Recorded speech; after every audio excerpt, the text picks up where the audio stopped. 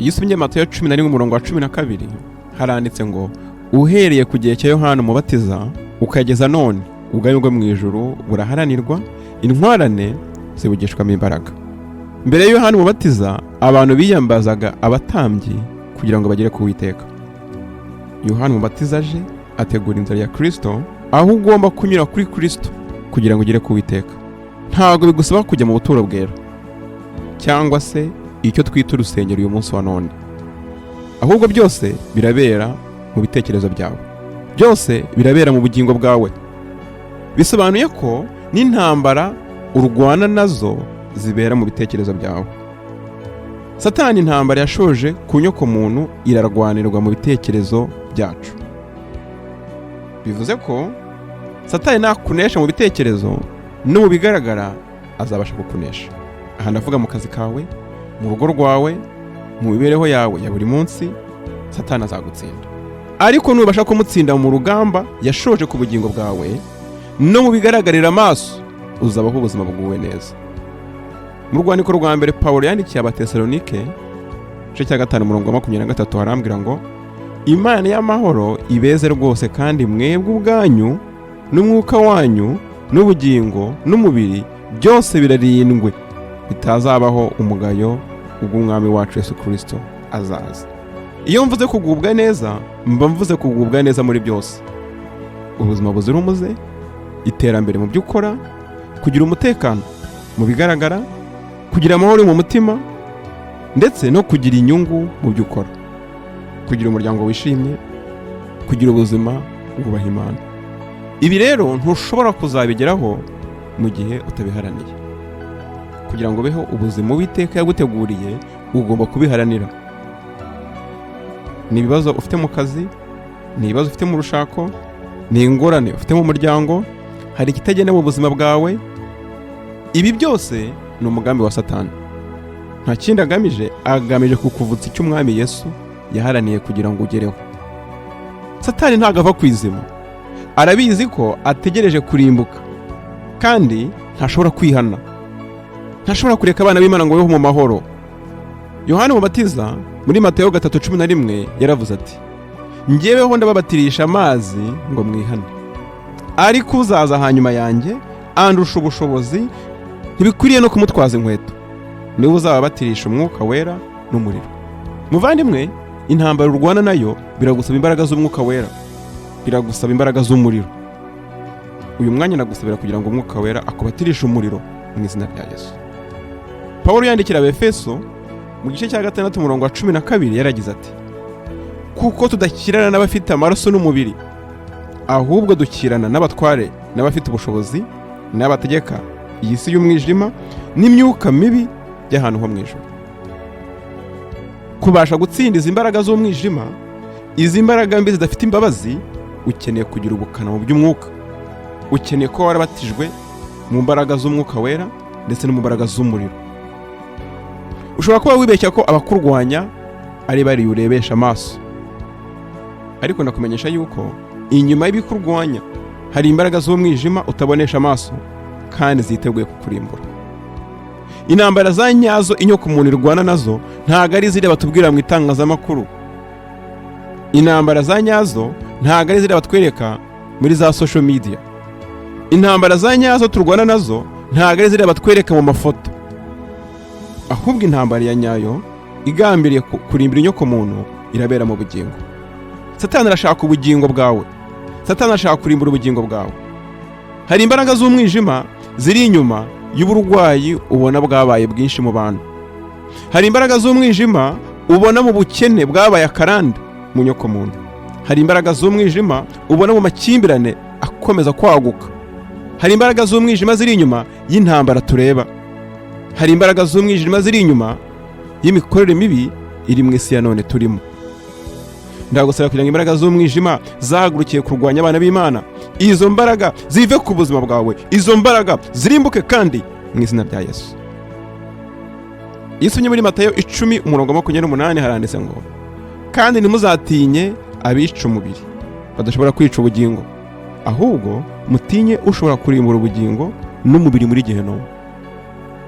Ugomba gushikama ukizera Imana yawe, ugomba kubaha Imana yawe, ugomba gutinya Imana yawe. Ukeneye kurwana mu buryo bw'umwuka, ntabwo ugomba kurwanisha intwaro z'umubiri.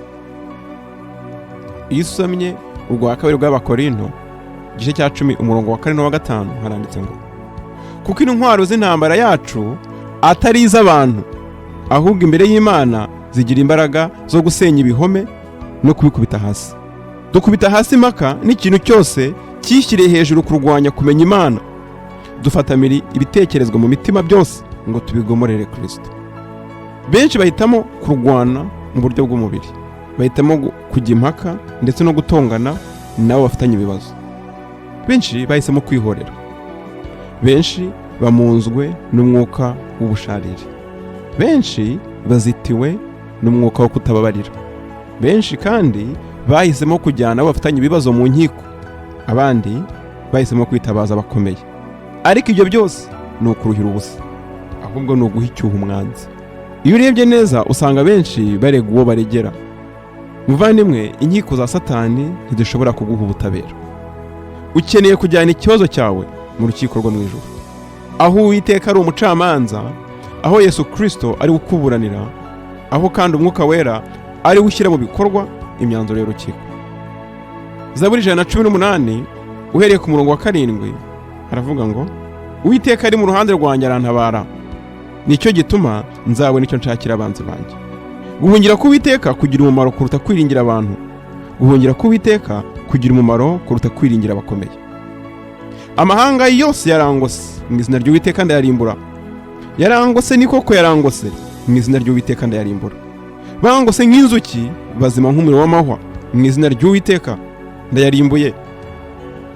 Bansunikiye cyane kungusha maze Uwiteka arantabara. Uwiteka niwe imbaraga zanjye, ni indirimbo yanjye kandi yahindutse agakiza kanjye. Haleluya. Muvandimwe, ukwiye kwiyambaza Uwiteka Imana yawe. Ukwiye kwiyambaza Uwiteka Imana ya Abrahamu, Imana ya Isaka, Imana ya Yakobo, Imana ya Dawidi mu izina rya Yesu. Ukwiye kwiringira intare mu muryango wa Yuda. Ukwiye kwiringira Jehova Shama. Ukwiye kwiringira Imana ikomeye. Ukeneye kugira ingamba mu ntambara urwana nazo. Ukeneye kwiga neza umwanzi wawe. Ukeneye kumenya imikorere ye. Ukeneye kumenya ibirindiro bye. Ukeneye kumenya ingabo afite. Ukeneye kumenya za maneka akoresha. Ukeneye kumenya kandi igihe yoherereza ibitero. Akwiye gusanga witeguye. Akwiye gusanga wambaye intwaro z'intambara. Akwiye gusanga ukwesa inkweto ariko ubutumwa bwiza. Akwiye gusanga wambaye umukandara ariko kuri. Akwiye gusanga wambaye icyuma gikingira igituza ariho gukenuka kwa Kristo. Akwiye gusanga wambaye ingabo ariko kwizera. Akwiye gusanga kandi wambaye ingofero ariko gakiza cyangwa ibyiringiro muri Kristo Yesu. Akwiye gusanga wambaye umwitero ari wo muravu. Kandi akwiye gusanga witwaje inkota ari ryo jambo ry'Imana. Ukeneye kwatura ijambo ry'Imana. Ijambo ry'Imana rirambwira ngo, nzavuga ijambo rizaba kandi umucyo uzaratira inzira zanjye. Ukeneye kwatura amasezerano Uwiteka yaguhaye ari mu ijambo ry'Imana. Ukwiye kwatura icyo Uwiteka yakuvuzeho. Ukwiye kuvuguruza icyo Satani akuvugaho. Ukwiye kuvuguruza icyo abanzi bakuvugaho. Ukwiye kwatura ukavuga uti, ntabwo imigambi yabo izabaho kandi ntabwo izahama mu izina rya Yesu. Ukwiye kubabwira uti, ninde wavuga bikaba, ninde wahanura bigasohora atari Uwiteka ubivuze. Icyo abakonikoni bakuvugaho ukwiye kukivuguruza mu izina rya Yesu. Ukeneye gusenga ubudatuza. Ukeneye guhuza umugambi na bene so muhuje agahinda, muhuje kwizera. Kuko ijambo ry'Imana rirambwira ngo, aha babiri cyangwa batatu baterane bavuga izina ry'Uwiteka, umwami Yesu aramanuka akabana nabo mu izina rya Yesu. Ukeneye gukuraho imitego yose y'umwanzi kugira ngo abure aho ahera kurwanya. Ukeneye kwiyeza. Ukeneye kwihana, atari ibyaha byawe gusa, ahubwo ukihana n'ibyaha by'abasekuruza bawe, kuko ibyo byose Satani arabikoresha kugira ngo akugirire nabi. Yesonye mu Migani 28 umurongo wa 13 haranditse ngo, uhisha ibicumuro bye ntazagubwa neza, ariko ubyatura akabireka azababarirwa. Ugomba kwizera ko umwami Yesu ari ukurwanirira. Yesomye mu Kuva 14 umurongo wa 14 harambwira ngo, Uwiteka ari ukurwanirire nawe acecekere.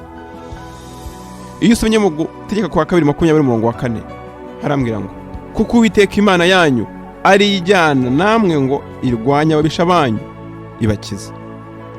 Iyo usomye mu rwandiko rwa 2 rwo ku Ngoma ibice 20:15 haranditse ngo nimwumve yemwe Bayuda mwese, namwe baturage b'i Yerusalemu, nawe mwami Yehoshafati, uku ni Uwiteka avuze, mwitinya kandi mwe gukurwa umutima n'izo ngabo nyinshi, kuko urugamba atari urugwanyu ahubwo ari urw'Uwiteka. Muvandimwe, Uwiteka ni ukurwanirira. Haguruka usenge, haguruka urwanya umwanzi wawe mu buryo bw'umwuka, haguruka urwana intambara z'umwuka, haguruka urwana intambara nziza. Fatanya nanjye gusenga aya masengesho. Nanze ko umwanzi yivanga mu masezerano yanjye. Uwahagurukiye wese kuburizamo gutabarwa kwanjye rimbuka mu izina rya Yesu. Imbaraga z'umwijima zirwanya ubugingo bwanjye, imbaraga z'umwijima zirwanya umuryango wanjye, imbaraga z'umwijima zirwanya hazaza h'ubuzima bwanjye. Muri abanyabinyoma nimurimburwe n'imbaraga z'umwuka wera, nimurimburwe n'umuriro w'umwuka wera mu izina rya Yesu. Udutsiko twabanze twahagurukiye kundwanya, udutsiko tw'abadayimoni bahagurukiye kundwanya, udutsiko tw'imyuka mibi twahagurukiye kundwanya, nimutatane muri mukiri kuzimu mu izina rya Yesu.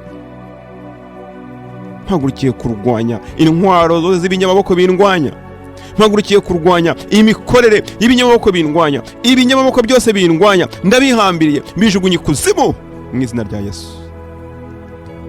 Imyuka y'ikuzimu indwanya, imyuka yisanisha indwanya, imyuka yanduye indwanya, mwese nimurimbukire kuzimu, urutirigongo rwanyu nirumeneke mu izina rya Yesu. Imbaraga z'ubupfumu ziyoberanya, imyuka y'ubupfumu yiyoberanya itera ubuzima bwanjye, imbaraga z'ubupfumu ziyoberanya zitera ubugingo bwanjye mu nzozi, izo mbaraga nizirimbuke, nizitatanire kuzimu, zirimburwe n'amaraso ya Yesu mu izina rya Yesu. Imbaraga z'umwijima zicaye ku masezerano yanjye, imbaraga z'umwijima zicaye ku hazaza hanjye, izo mbaraga nizirimbukire kuzimu mu izina rya Yesu. Imbaraga z'umwijima zabaye akarande ku buzima bwanjye, imbaraga z'umwijima zizitse ku mibereho yanjye, imbaraga z'umwijima zanyihambiriyeho nizirimbukire kuzimu mu izina rya Yesu. Kagoma y'ubugingo bwanjye, haguruka urabagirane mu izina rya Yesu. Nyenyeri y'ubugingo bwanjye, haguruka urabagirane, haguruka ugendere ku masezerano Uwiteka yaguhaye mu izina rya Yesu. Umuvumo wose ugenda ku buzima bwanjye, umuvumo wose ugenda ku gihugu cyanjye, umuvumo wose ugenda ku muryango wanjye, umuvumo wose ugenda ku gisekuru cyanjye, umuvumo wose ugenda ku bana b'Imana nurimbuke mu izina rya Yesu. Inzoka na Scorpio byahagurukiye kundwanya, inzoka na Scorpio byahagurukiye kungendaho, inzoka na Scorpio byahagurukiye gusahura imigisha yanjye, mpagurukiye kubirimbura, mpagurukiye kumena imitwe, kuko ijambo ry'Imana rirambwira ngo nahawe ubutware bwo gukandagira inzoka na Scorpio, kandi nta mbaraga z'umubi uko zaba zimeze kose zizagira icyo zikora ku buzima bwanjye. Rimbuka mu izina rya Yesu. Ibiterwa bya nijoro, imyambi igenda ku manywa, mugiga igenda ku manywa, imbaraga z'umubi uko mwaba mumeze kose nimurimbukire kuzimu, kuko nta ntwaro baremeye kundwanya izagira ikikora, kandi urimi rundwanya nzarutsinda mu izina rya Yesu Kristo Yeshua. Amen.